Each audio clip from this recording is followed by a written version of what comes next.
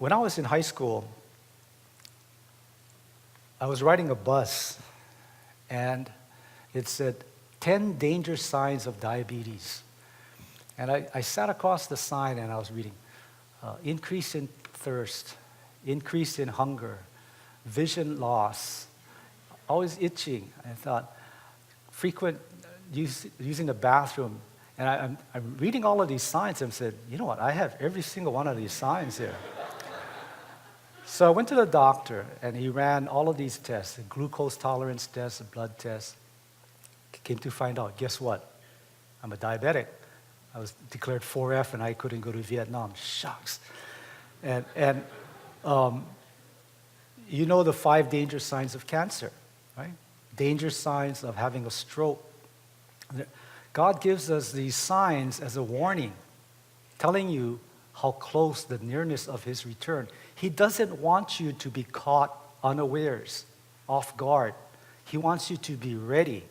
And that's why throughout scriptures, 9 times throughout the New Testament, we are commanded to be watching. And when you're watching, you become ready. You will live blameless, holy, and spotless lives. He who has this hope in him purifies himself as he is pure in 1 John. So it changes your whole way of thinking, your philosophy, your priorities change. You're not taking a very casual look at the Bible. You want to obey everything in it. Amen? Now, I want to share you another illustration. And for the men in here who are husbands, I want you to not do what I did. But I asked my daughter for permission to share this story with you.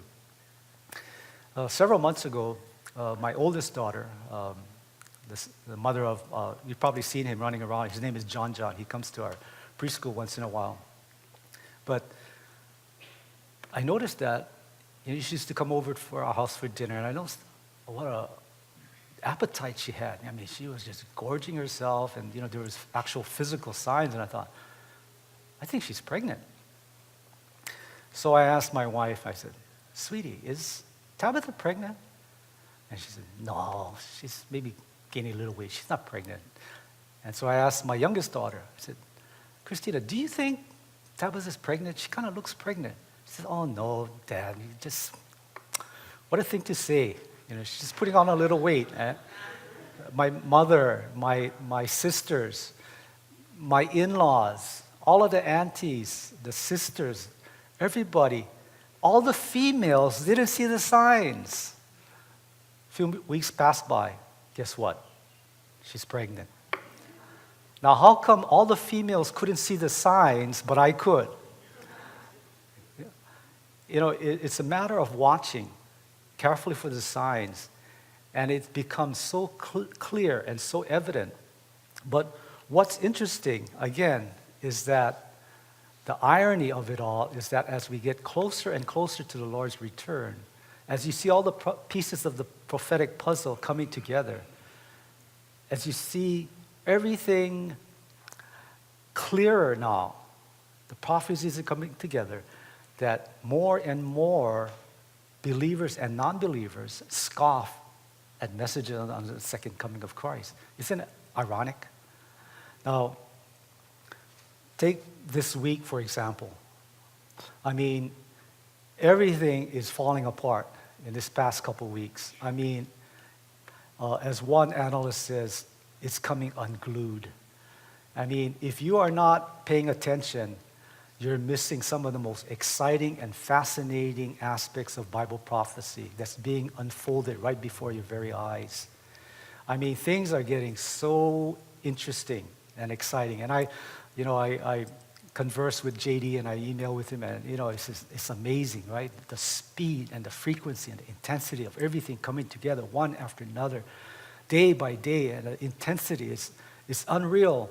These things, back in the 80s and the 1990s, when I used to study Bible prophecy and I used to read books written by prophecy teachers like Willard Cantillon, Chuck Smith, Jack Van Impe, Howard Estep, Dr. David Brees, all of these older prophecy writers, those are the things that they said look for in the future.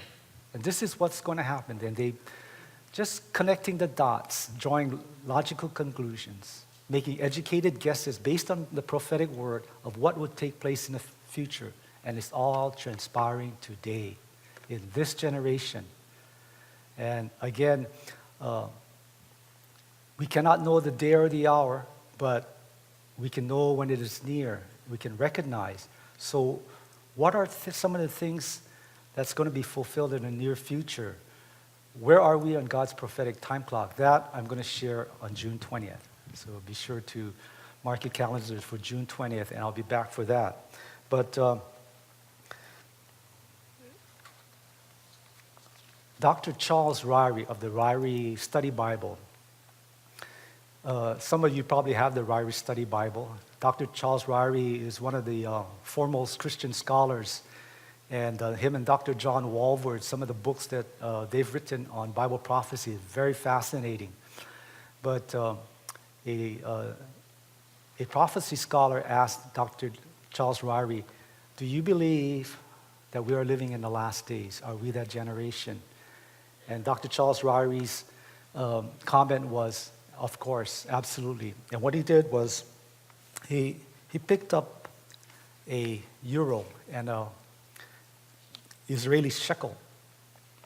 This is a 10-euro note that's losing its value real quick if you've been following the news. And what's interesting, on the euro is a map of Europe, of the old Roman Empire. Fascinating. Now, one scholar had mentioned, this was on CNBC, Melissa Lee, a news commentator. She said that the euro is the only currency of Europe since the old Roman Empire. Amazing.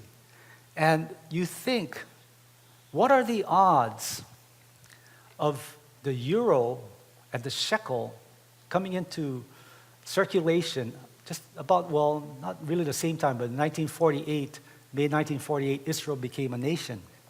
One of the prophecies of the second coming being fulfilled.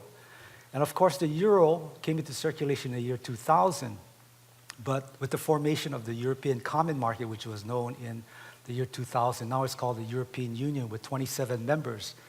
But 16 members are on the euro. A 17th one is going to be on the euro.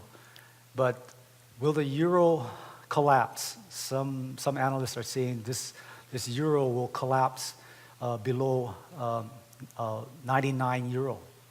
Right, at one time it was a 142, 144 euro to the dollar, and some were saying it would collapse to 125.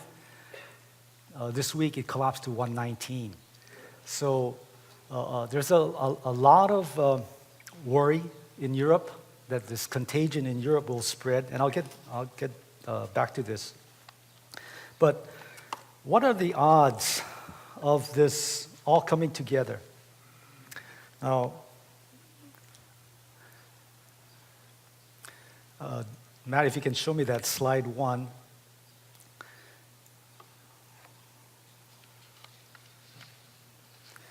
Right now, this past week, the stock market collapsed quite a few, in the past several weeks, it's collapsed about 1,500 points on the Dow.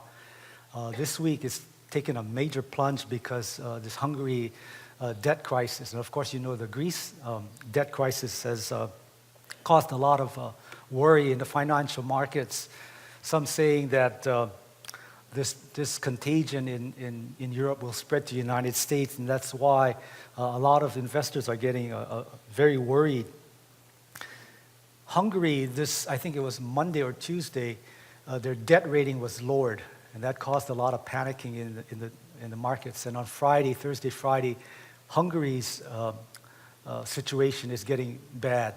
Now, it's interesting that in Daniel chapter 2, it says that the revived Roman Empire, 5 will be partly strong, 5 will be partly weak. Iron mixed with clay. And of course, iron is strong. So some of the nations in Europe would be strong, some would be very weak. Now, Portugal is a very weak economy now. That's kind of teeter-totter.